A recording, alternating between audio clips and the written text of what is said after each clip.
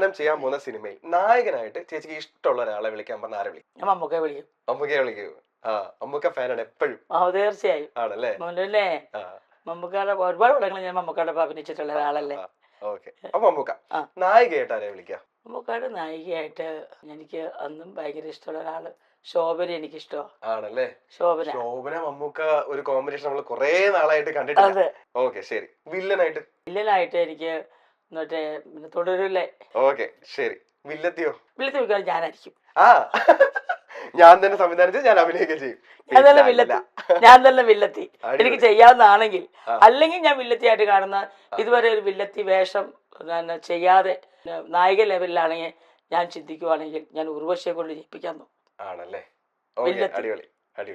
പക്ക വില്ലത്തി. ഉർവശി എപ്പോഴും ഹ്യൂമറും സെന്റിമെന്റ്സും ചെയ്തിട്ടുണ്ടാവും. ചെയ്തിട്ടില്ല നെഗറ്റീവായിട്ട്. മമ്മൂക്ക ഈ സിനിമയിലൊക്കെ ചെയ്ത പോലെ കലക്കാവിലൊക്കെ ചെയ്ത പോലെ പക്ക വില്ലത്തിയായിട്ട്. അച്ഛൻ ക്യാരക്ടറിൽ ആരെയാ കൊണ്ടുവരിക? അച്ഛനാ? നമുക്ക് അച്ഛന്മാരില്ലെന്നേ, എല്ലാവരും പോയി.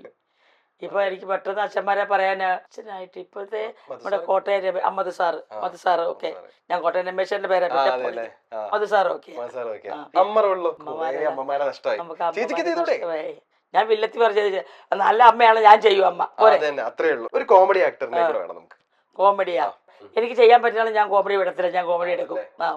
ഇനി ഇല്ല കോമഡി ചെയ്യാനാണെങ്കിൽ പുതിയൊരാളെ ഫ്രഷ് ഫേസ് നമുക്ക് കൊണ്ടുവരാം. ഫ്രഷ്. ഓക്കെ.